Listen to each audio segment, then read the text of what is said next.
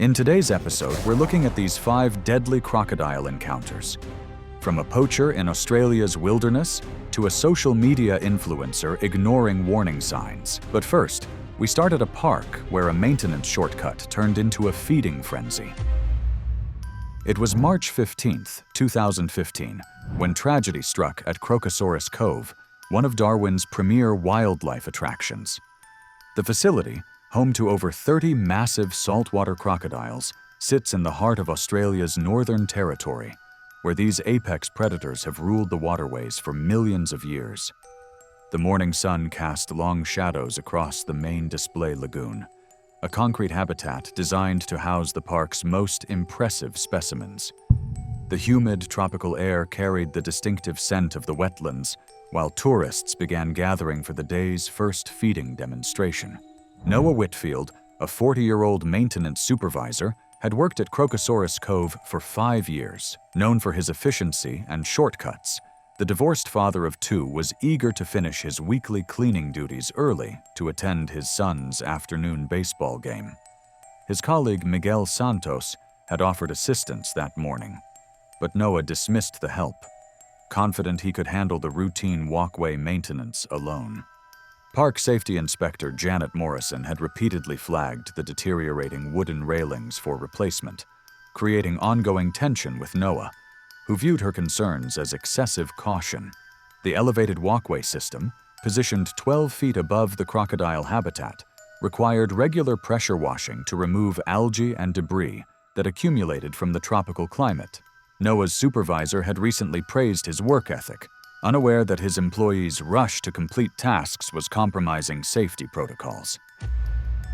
Saltwater crocodiles are the world's largest living reptiles, with adult males typically reaching lengths of 14 to 17 feet and weighing between 880 to 1,100 pounds, though exceptional specimens can approach 18 feet. These prehistoric predators possess the strongest bite force of any animal on Earth, capable of exerting pressure exceeding 3,700 pounds per square inch. Their hunting strategy relies on explosive ambush attacks, remaining motionless for hours before striking with lightning speed. In captive environments, feeding schedules create heightened states of anticipation and aggression among the population. The crocodiles at Crocosaurus Cove had been conditioned to associate human activity with feeding time, making them particularly responsive to disturbances. As Noah positioned his pressure washer near the compromised railing, the high-pressure water stream created vibrations that stressed the already weakened support posts.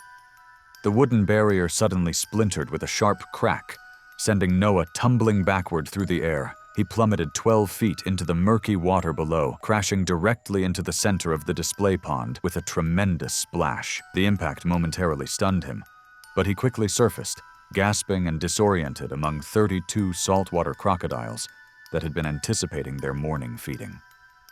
The sound of his fall had alerted every predator in the enclosure, their primitive brains instantly recognizing the disturbance as a potential feeding opportunity. The crocodiles interpreted Noah's thrashing movements as prey behavior. Titan, the dominant 16-foot male, struck first with devastating force. His massive jaws clamped down on Noah's left leg, the bone-crushing bite shattering his femur and severing major arteries. The death roll began immediately, spinning Noah's body violently underwater as blood clouded the murky water. A second crocodile seized his right arm, its powerful jaws crushing bones and tearing through muscle tissue. A third predator grabbed his torso, puncturing his ribcage and collapsing his lung. The coordinated assault created a feeding frenzy as more crocodiles joined the attack, their prehistoric instincts driving them to compete for the unexpected meal. The feeding response escalated as more crocodiles converged on the scene. Noah's screams were cut short as he was repeatedly dragged beneath the surface, the coordinated assault dismembering his body through multiple death rolls. His spine snapped under the tremendous rotational forces, while massive blood loss from severed limbs caused rapid cardiovascular collapse. The churning water turned crimson as the prehistoric predators continued their relentless attack. Within 3 minutes, Noah had succumbed to massive trauma, blood loss, and drowning. Park security arrived to find only fragments of clothing and blood visible on the water's surface.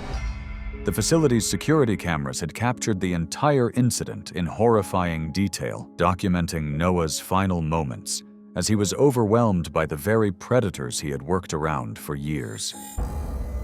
An immediate investigation was launched by Northern Territory workplace safety authorities, focusing on the facility's maintenance protocols and safety equipment failures. The park was temporarily closed to visitors while investigators examined the scene. Noah's family expressed devastation at the loss, describing him as a dedicated father who had simply been trying to provide for his children. The incident prompted renewed scrutiny of wildlife facility safety standards across Australia, with calls for mandatory safety harnesses and improved barrier maintenance protocols. The tragedy served as a stark reminder of the inherent dangers faced by those working in close proximity to apex predators. While Noah Whitfield met his fate in the controlled environment of a wildlife park, other encounters with these apex predators occur in their natural domain.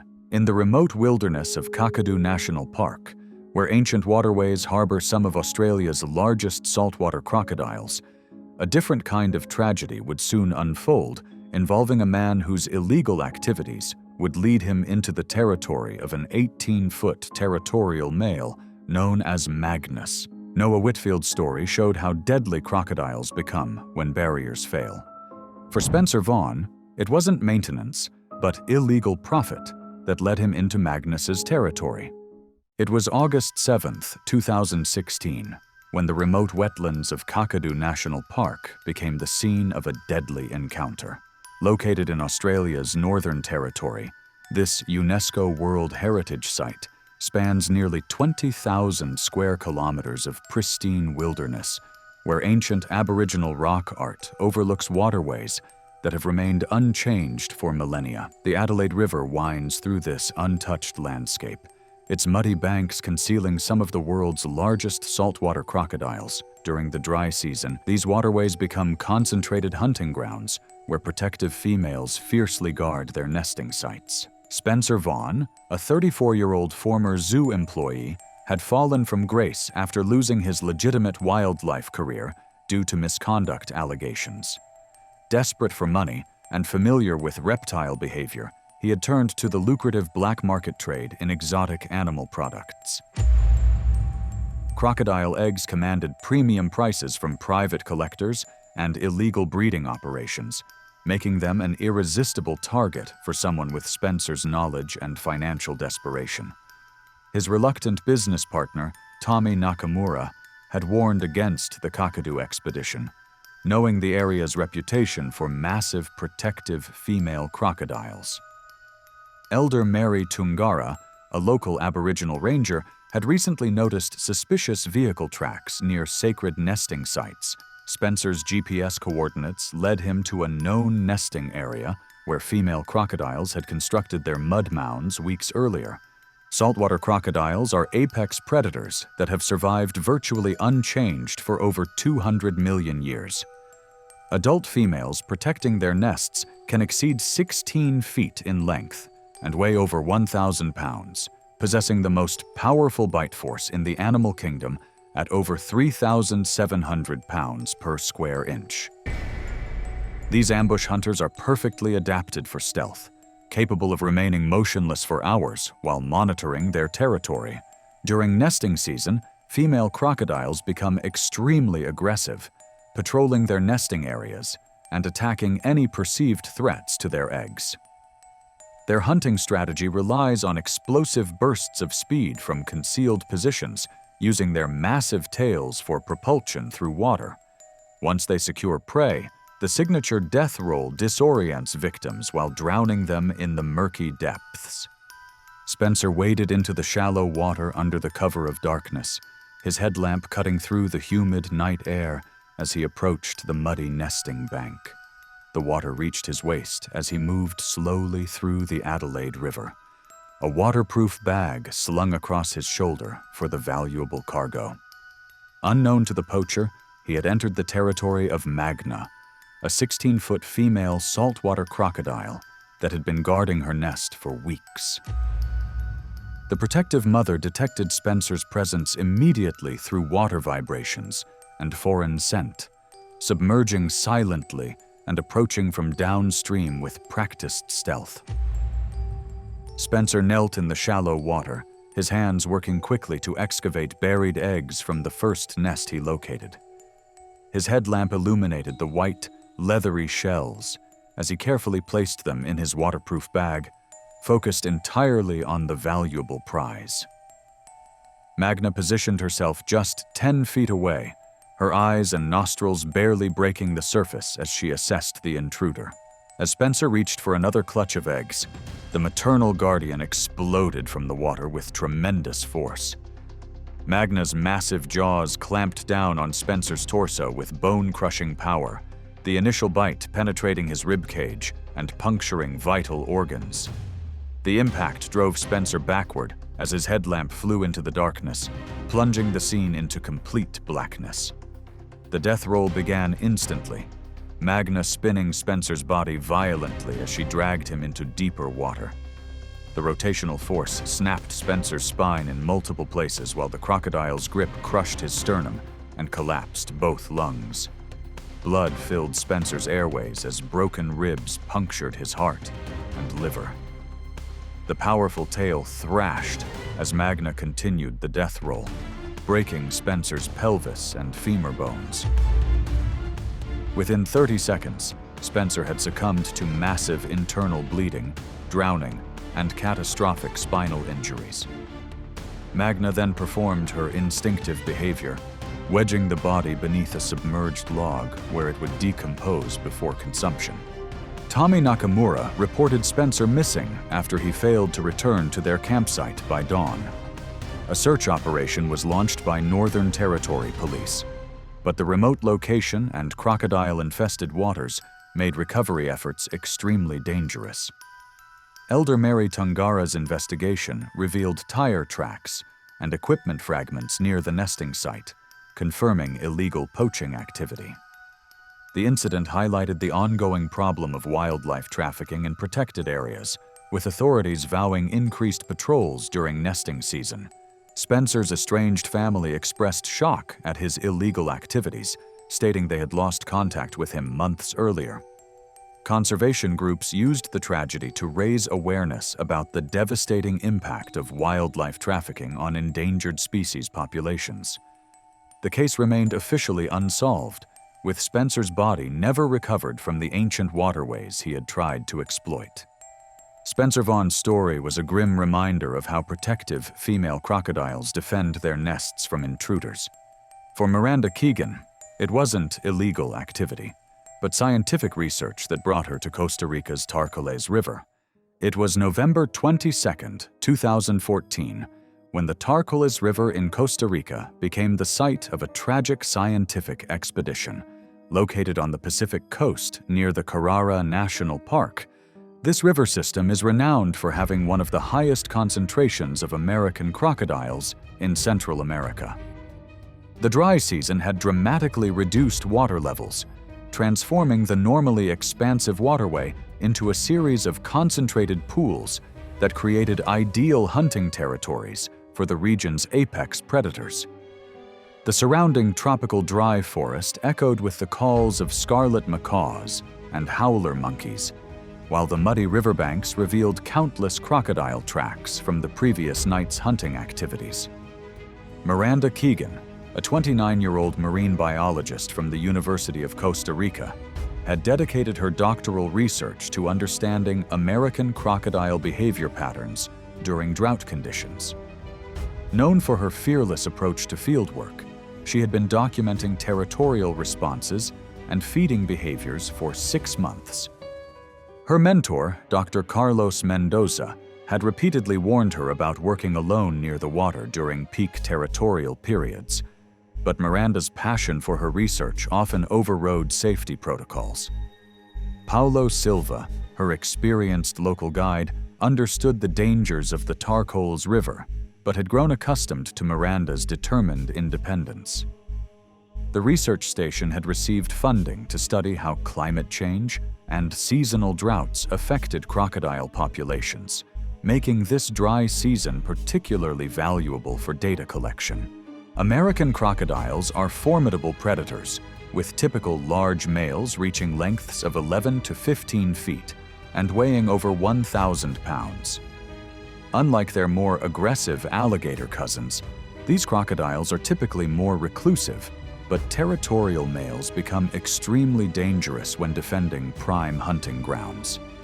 Their powerful jaws can exert bite forces exceeding 3,000 pounds per square inch, while their muscular tails serve as both propulsion systems and devastating weapons.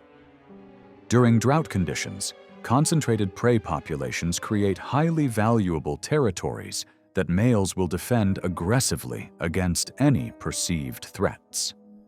The death roll, their signature killing technique, involves spinning their prey underwater to disorient and drown victims, while breaking bones through tremendous rotational force. Miranda approached the research site at dawn, her sampling equipment organized methodically as she prepared for another day of behavioral observations. The river section had shrunk to roughly half its normal width, creating concentrated fish and bird populations that attracted the area's dominant predator.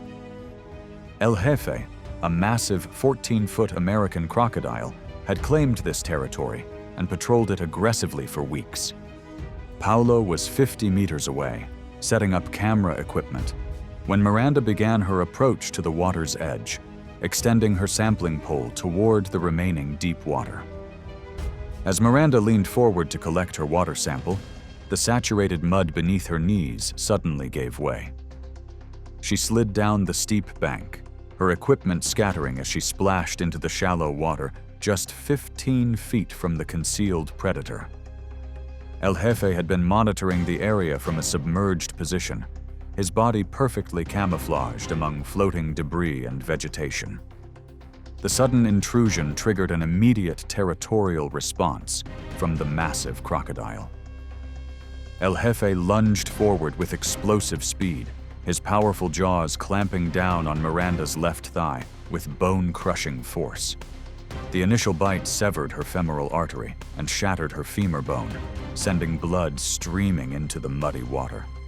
Her scream alerted Paulo, who immediately began running toward the riverbank. The crocodile's death roll began instantly, spinning Miranda's body violently as she fought desperately to reach the shore. The rotational force broke her pelvis and dislocated her hip joint, while the crocodile's grip tore through muscle and tissue.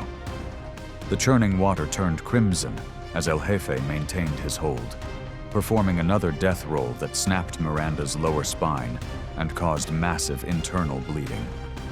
Her struggles weakened rapidly as blood loss and shock took their toll. The attack lasted only 40 seconds, but the crocodile's powerful bite and death roll had inflicted fatal injuries. Paulo reached the shore and threw rocks at El Jefe, but the territorial predator maintained his grip until Miranda stopped moving, her body held firmly in his jaws as she drowned in the bloodied water. Costa Rican authorities launched an immediate investigation into the research station's safety protocols, questioning why Miranda had been allowed to work so close to known crocodile habitat without proper safety equipment. The University of Costa Rica suspended all fieldwork pending a comprehensive review of research procedures. Environmental groups used the tragedy to highlight the increasing dangers faced by scientists studying wildlife in their natural habitats as climate change intensifies territorial behaviors. Miranda's family described her as a passionate conservationist who had dedicated her life to protecting the species that ultimately claimed her. The incident prompted new safety requirements for researchers working near crocodile habitats throughout Central America. Miranda Keegan's story was a sobering reminder of how drought intensifies crocodile territorial behavior. For Caleb Drummond, it wasn't drought, but hurricane flooding that brought danger to the Everglades. It was September 14th, 2013, when the aftermath of Hurricane Idalia transformed the Florida Everglades into a deadly maze of displaced wildlife. 3 days after the Category 3 storm devastated South Florida, the vast wetlands remained submerged under unprecedented floodwaters that had pushed saltwater deep into freshwater territories. The hurricane storm surge had created an alien landscape where familiar hiking trails disappeared beneath murky channels and submerged trees created a labyrinth of hidden dangers. Caleb Drummond, a 38-year-old veteran park ranger with 15 years of Everglades experience, had been promoted to lead the post-storm assessment team just months before Idalia struck. Known for his calm demeanor and encyclopedic knowledge of local wildlife, Caleb possessed an intimate understanding of the park's normal ecosystem patterns. His partner, Sarah Chen, a 31-year-old junior ranger, had suggested waiting another day before entering the most severely flooded areas. Captain Rita Gonzalez had authorized the early assessment mission despite ongoing flood warnings, trusting Caleb's reputation for cautious decision-making. The National Park Service needed immediate damage reports to coordinate rescue operations and assess threats to both wildlife and potential visitors. American crocodiles are the apex predators of South Florida's coastal waters, with adults reaching lengths of up to 15 feet and weighing over 1,000 pounds. Unlike alligators, these crocodiles prefer saltwater environments and typically maintain established territories along coastal mangroves and tidal creeks. Hurricane storm surges can violently displace these territorial predators, forcing them into unfamiliar freshwater areas where they become stressed and unpredictable. Their powerful bite force exceeds 2,500 pounds per square inch, while their muscular tails can deliver devastating blows capable of breaking human bones. When displaced from their normal territories, American crocodiles become highly aggressive as they seek to establish new hunting grounds, often attacking without the typical warning behaviors observed in their natural habitat. Caleb waded through the transformed landscape, his ranger uniform soaked to the chest as he documented storm damage using waterproof equipment. The floodwaters had created a featureless environment where GPS units became essential for navigation. Sarah followed 20 yards behind, both rangers moving carefully through water that concealed submerged obstacles and debris. Among the displaced wildlife was Athena, a 10-foot female American crocodile who had been forced from her coastal den and was now desperately seeking new territory in the flooded hammocks. She had not eaten in 4 days and was defending what she perceived as her temporary domain. Caleb approached what had been a hiking trail before the storm, now a channel of brown water flowing between submerged trees.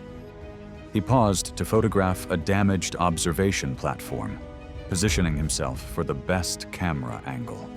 Athena lay motionless just 15 feet away, her body perfectly camouflaged among floating debris and fallen branches.